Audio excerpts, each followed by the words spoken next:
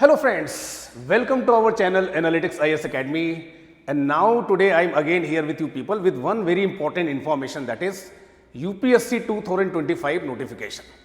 So 2025 civil services examination के notification आ चुके हैं दोस्तों, और इस नोटिफिकेशन में बहुत सारे इंपॉर्टेंट चेंजेस हैं। क्या है वो चेंजेस, क्या है स्कीम ऑफ एग्जामिनेशन, कितनी वैकेंसीज हैं, क्या है last date of filling the examination form, ये सारी इंफॉर्मेशन इस सेशन में आपके साथ डिस्कस करने की कोशिश करेंगे। और देखिए बहुत सारी इंफॉर्मेशन यहाँ पर आप देख सकते हैं कि एग्जाम की जो डेट है दैट इज 25 मई 2025, और देखिए जो लास्ट डेट है एप्लीकेशन फॉर्म को फिल करने की that is 11 Feb 2025। But last year का जो फॉर्म है और इस साल का जो फॉर्म है उसमें कुछ इंपॉर्टेंट चेंजेस किए गए हैं दोस्तों। The purpose of this session is to tell you about those important changes, और जब आप फॉर्म भरें तो बहुत ही ध्यान से आपको इस फॉर्म को भरना है। एलिजिबिलिटी क्राइटेरिया है, क्या है न्यू चेंजेस, पैटर्न जो नए एस्पिरेंट्स हैं उनके लिए, नंबर ऑफ वैकेंसीज और क्या है सिलेबस, ये सारी बातें हम आपके साथ डिस्कस करने की कोशिश करेंगे दोस्तों। तो यहाँ पर आप देख सकते हैं कि last date for receipt of application is 11 February dear friend. Online आप इन फॉर्म को भर सकते हैं 11 फरवरी तक, और जो एलिजिबल कैंडिडेट्स हैं, ठीक है, उनको ई एडमिट कार्ड्स आपको दिए जाएंगे। फिजिकल कोई एडमिट कार्ड आपके पास नहीं आएगा दोस्तों, ठीक है। एप्लीकेशन फॉर्म में अगर आप कोई मॉडिफिकेशन करना चाहते हैं तो 12 से लेकर 18 तारीख तक आप इस मॉडिफिकेशन को कर सकते हैं दोस्तों। यहाँ पर बहुत ही क्लियरली मेंशन है कि कोई भी आपको एडमिट कार्ड बाय पोस्ट नहीं दिया जाएगा, ई एडमिट कार्ड आपके पास आएंगे। वन टाइम रजिस्ट्रेशन की बात हमने आपके साथ लास्ट ईयर की थी, पहली बार इसे इंट्रोड्यूस किया गया था। और देखिए लास्ट ईयर जब OTR को इंट्रोड्यूस किया गया था तो 2 स्टेज में आप अपने वन टाइम रजिस्ट्रेशन को कर सकते थे।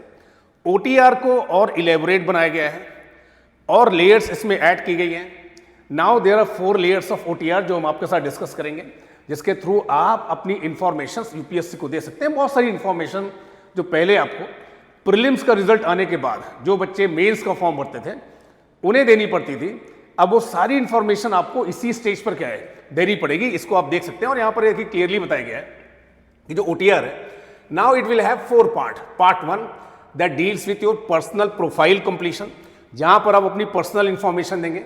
Then part 2 deals with application form, part 3 deals with DAF जो हमने आपके साथ पहले डिस्कस किया है, and part 4 deals with your fee, photograph, signature etcetera dear friend examination centre.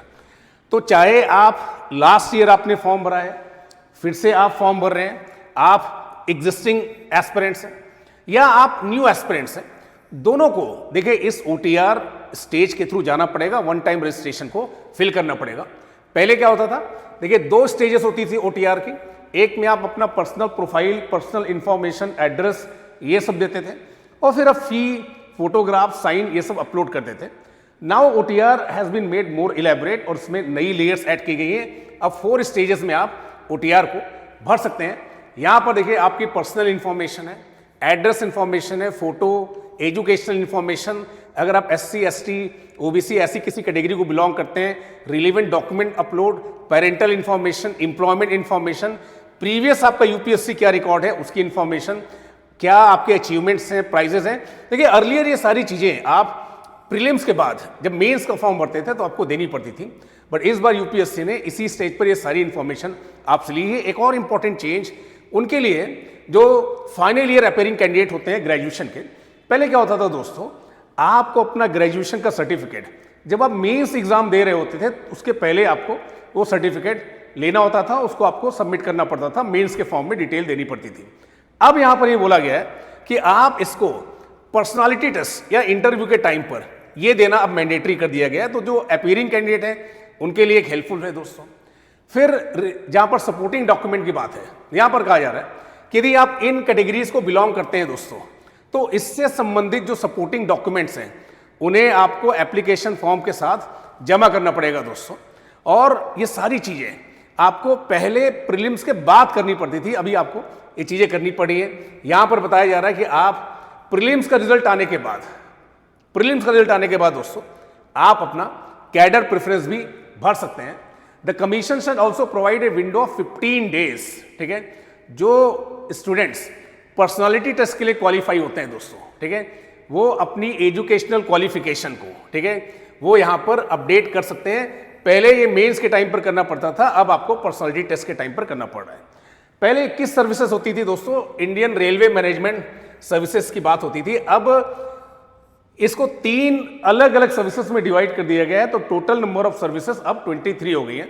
Indian railway management service traffic, Indian railway management service personnel and Indian railway management service accounts. There is another important change दोस्तों। इस slide के through मैंने आपको बताने की कोशिश की है कि क्या वो इंपॉर्टेंट चेंजेस इस बार यूपीएससी के एप्लीकेशन फॉर्म में किए गए हैं। Service preference submission last year तक आप आफ्टर मेंस रिजल्ट करते थे। यहां पर क्या बोला जा रहा है, with in 10 days of prelims result, ठीक है, 200 रुपए की मेंस फी के साथ आपको करना पड़ेगा दोस्तों। ये बात समझ पा रहे हैं। नॉन रिकमेंडेड जो कैंडिडेट होते थे उनकी information, public disclosure of scores for job opportunities पहले होता था, ठीक है। अब रजिस्टर्ड जो ऑर्गेनाइजेशंस हैं उनके साथ इन्हें शेयर किया जाएगा। पहली बार ऐसा किया जा रहा है। पहले एक ही unified Indian railway management service हुआ करती थी। अब हमने आपको डिस्कस किया कि इसको 3 अलग अलग सर्विसेज में डिवाइड कर दिया गया है। डाटा मॉडिफिकेशन की जो बात थी दोस्तों, ठीक है, corrections in DF1 and DF2 was allowed. अब multiple windows after prelims and before interview भी आप इसको कर सकते हैं, तो ये एक इंपॉर्टेंट चेंज है जिसको आप देख सकते हैं, ठीक है। मेंस एप्लीकेशन फी की बात, पहले कोई सेपरेट फी नहीं थी, 200 rupees fee for mains eligibility and cadre preference refund. इसका जो डाटा यूजर्स की बात थी, पहले open access for public and private organisations, अब it is restricted to registered organisations for employment. ये एक इंपॉर्टेंट चेंज है दोस्तों। रॉन्ग आंसर्स के लिए नेगेटिव मार्किंग सिस्टम था, same with more explicit detail, this time it has been provided दोस्तों, ठीक है। OTR modification, once in a life time आप मॉडिफाई कर सकते थे। यहां पर एक क्लियर डेडलाइन दी गई है कि आप 12 से 18 तारीख के बीच में इसे मॉडिफाई कर सकते हैं। तो these are the certain important changes दोस्तों। फोटोग्राफ को अपलोड करने के लिए कुछ इंपॉर्टेंट चेंजेस है दोस्तों, कि फोटोग्राफ को अपलोड करने के लिए बहुत ही क्लियरली बताया गया है कि जो आप फोटोग्राफ अपलोड करेंगे उसका 3/4 पार्ट आपके फेस को रिप्रेजेंट करना चाहिए। अगर आपने बियर्ड में फोटो कराई है तो एग्जाम हॉल में भी आपको बियर्ड में ही जाना पड़ेगा। अगर आप क्लीन शेफ हैं तो उसी तरह से आपको जाना पड़ेगा। इस बात को बहुत ही क्लियरली यहां पर मेंशन किया गया है, ठीक है। So name of the candidate and the date on which, ठीक है, आपका जो फोटो है 10 दिन से ज्यादा पुराना नहीं होना चाहिए। 3/4 of that picture will carry your face, बहुत ही क्लियरली आपका फेस रिप्रेजेंट होना चाहिए डियर फ्रेंड, ठीक है। एप्लीकेशन फी की जहां तक बात है तो candidates are required to pay 100 rupees application fee dear friend. Females, SC ST, personal with disabilities, इनके लिए कोई एप्लीकेशन फी नहीं है। लास्ट ईयर भी हमने आपके साथ डिस्कस किया था। नंबर ऑफ वैकेंसीज दोस्तों, लास्ट ईयर जहां पर ये 1000 से ज्यादा थी, 1056 जहां तक मुझे याद है उसके आसपास थी। Now these number of vacancies are around 979 दोस्तों। 979 हर साल ये बढ़ती करती रहती है, ठीक है। एज लिमिट हमने आपके साथ पहले डिस्कस किया है। जनरल कैटेगरी के लिए जो एज लिमिट है 21 से 32 है।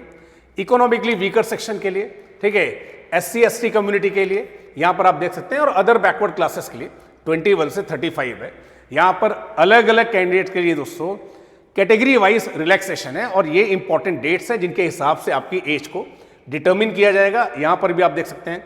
तो अगर आप इस एज ग्रुप के बीच में 1992 और 2003 के बीच में आपका बर्थ है, then perhaps you will fall under this category. Exam की जो एज लिमिट है दोस्तों, इसके आधार पर यहां पर आप देख सकते हैं कि number of attempts her category के लिए अलग अलग हैं।